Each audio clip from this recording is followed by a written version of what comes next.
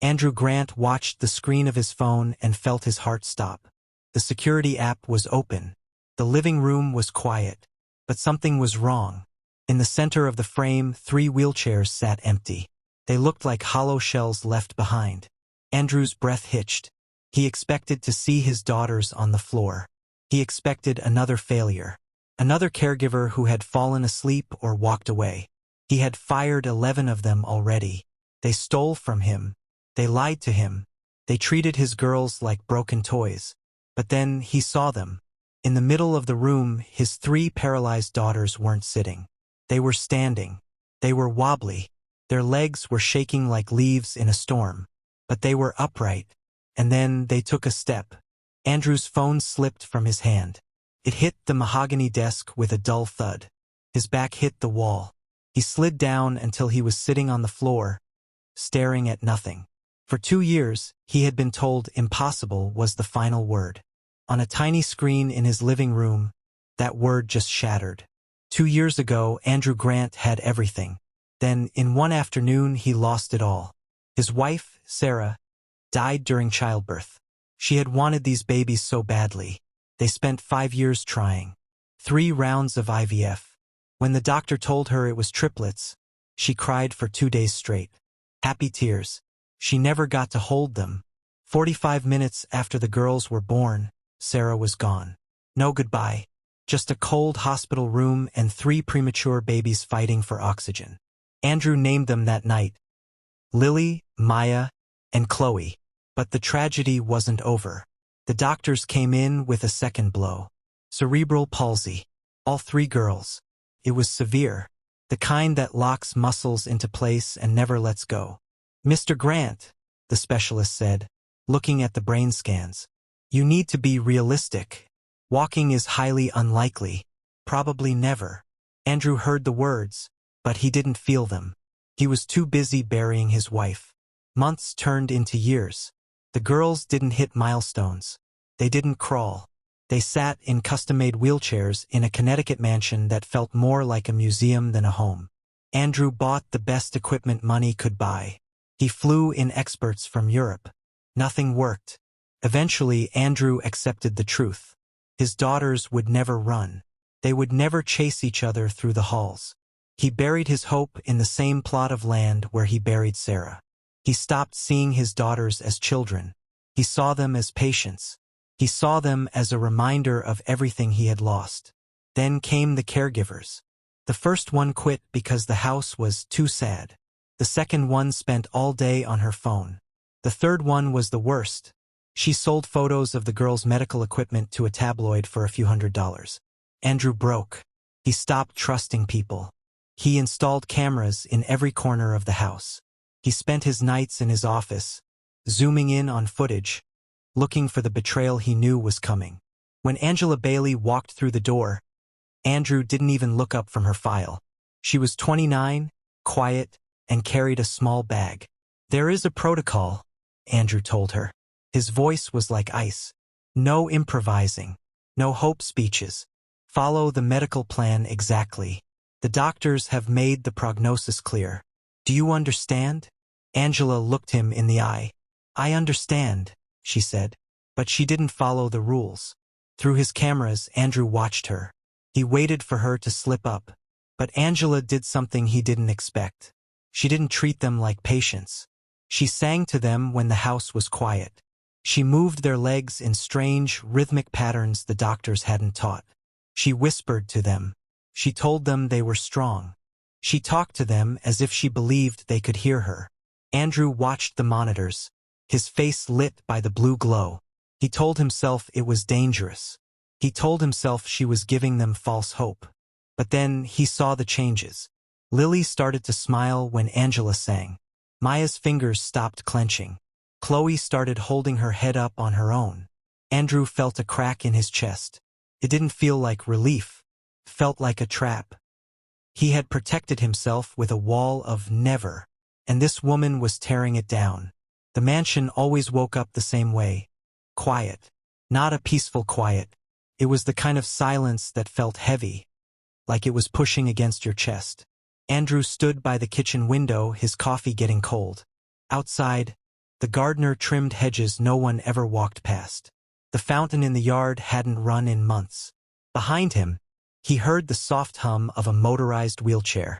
It was likely Maya being moved to the therapy room. Andrew didn't turn around. In the beginning, he used to rush to every sound. He would sit between their cribs for hours, terrified they would stop breathing if he blinked. Sarah would have been better at this. She had designed their nursery with pale yellow walls and murals of giraffes. She wanted them to see each other the moment they woke up. Now, that room was just a storage closet for medical junk. The girls slept in hospital beds with safety rails. The house had 27 rooms, but Andrew only lived in 3. He had taken down the family photos months ago. He couldn't handle Sarah's smile looking at him 20 times a day. Felt like he had failed her. He had failed their daughters. He walked to his office and turned on the monitors. There they were. Lily was staring at a bookshelf. Maya was by the window. Chloe was asleep. Angela moved between them, adjusting blankets. But then, she did something off-script. She pulled a small speaker from her bag. Soft piano music filled the room. Andrew hovered his finger over the intercom button. This wasn't the plan. Music therapy was only on Thursdays. But he stopped. Lily turned her head. It was small, just a few inches, but she turned toward the sound. She was looking for the music. Angela didn't clap. She just smiled and knelt by Maya's chair. "You like that?" Angela whispered. "It's Chopin. My grandmother used to play it." Maya's fingers twitched against her armrest. She was reaching. Andrew's throat tightened. When was the last time he had just sat with them? Without a clipboard? Without checking a monitor? He couldn't remember. That afternoon, Andrew found himself standing outside the therapy room door. He told himself he was checking the equipment. But inside he heard Angela reading. It wasn't a medical manual. It was a story about a rabbit who wanted to fly. Everyone told him rabbits don't fly, Angela read. But the little rabbit didn't listen. He climbed the hill every day. And every day he jumped. Andrew peeked through the crack in the door. The girls were in a half-circle around her. Angela was on the floor, cross-legged. "Did he ever fly?" she asked them. "What do you think?" Silence. But Chloe's eyes were wide open, fixed on Angela's face. Andrew backed away. His chest felt tight. That night, he watched the footage of her reading that story 3 times. He watched her change her voice for the characters. He watched his daughters actually watch her. Something was shifting, and it terrified him. By week 4, Andrew couldn't take it anymore. Angela had stopped following the protocol entirely. He pulled up the footage and nearly dropped his glass. Angela was on the floor with Lily. She was holding the girls' legs, moving them in a walking rhythm. Left, right, left, right. Andrew's jaw clenched. No doctor had cleared this. She was going to hurt her. He reached for the phone to fire her on the spot. Then Lily laughed. It was a tiny, breathy sound. But it was a laugh. Andrew's hand froze. He hadn't heard that sound in 2 years. He didn't call the agency. Instead, he walked down to the room and threw the door open. "What are you doing?" he demanded. Angela didn't stop. "Motor pattern training. It builds neural pathways." "It's not in the protocol," Andrew snapped. "I told you. No improvising." "The doctors said." "The doctors looked at charts," Angela said, standing up. Her voice was calm but fierce. "They saw statistics. They didn't see your daughters. They are specialists," Andrew yelled. "Have they seen them laugh?" Angela stepped closer. "Your girls aren't data points, Mr. Grant. They are children. And children need someone to believe in them. You're giving them false hope," Andrew whispered. "When this fails, it will destroy them." Angela looked at him with eyes full of something deeper than pity. "They are 2 years old. They don't know what false hope is. They only know how they feel. And right now, they feel like they have a father who gave up." The words hit Andrew like a physical blow. He wanted to scream. He wanted to throw her out. But his feet wouldn't move. Because for the first time, he saw the truth. He wasn't protecting his daughters from disappointment. He was protecting himself from the pain of trying. Andrew didn't sleep. He sat in the dark and typed a single word into his laptop. neuroplasticity. Thousands of results flooded the screen. Medical journals from Harvard. Research from Stanford. He read about targeted repetitive training. He read how a child's brain is like clay. It can rewire itself, bypassing damaged areas if the right stimulus is applied. He looked at the dates on the papers. They were recent. These weren't the theories his first doctors had used 2 years ago. He realized then that he had paid millions for a comfortable defeat. He had hired people to manage his daughter's disabilities instead of fighting for their abilities. Angela was doing for $15 an hour what his fortune couldn't buy because she was working with their brains, not just their bodies. He looked at the unfinished termination letter on his screen. He deleted it. He walked to the nursery, the yellow room. He pushed the door open. It smelled like dust and forgotten dreams. He sat in Sarah's old rocking chair and looked at the mural of the giraffes. "I'm sorry, Sarah," he whispered into the dark. "I stopped looking for them. I only saw what was missing." Thursday afternoon, 3 p.m. Andrew was in his office when his phone buzzed. Motion alert. Living room. He frowned. The girls should be in the therapy room. He opened the app expecting a mistake. Instead, he saw the empty wheelchairs. His heart hammered against his ribs. Panic flared. Did they fall? Did she take them? Then the camera adjusted. In the center of the hardwood floor, Lily, Maya, and Chloe were standing. They weren't being held up. They weren't leaning on a rail. They were upright. Their small frames were shaking, their muscles straining against 2 years of never. Angela was 5 feet away, kneeling. Her arms were wide. She wasn't touching them. She was just waiting. "Come on, my brave girls."